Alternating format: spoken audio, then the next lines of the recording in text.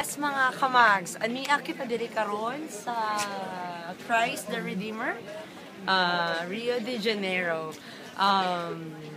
It was really an honor for us nga nakaabot mi diri taliwala sa among kapobre. O sa inyong makita diri sa among tuo, pag-zoom in ko camera girl. Glisod ko explain. Naadya dapit ang field. And then dito, anong ang elevator. Okay. Una ka na. Sa inyong nakita, mauna, si Christ, the Redeemer.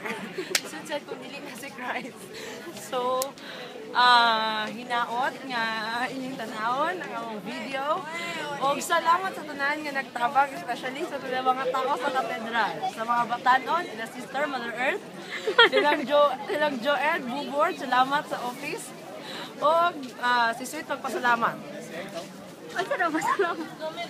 Hi, thank you. Atras. Sabag kayo.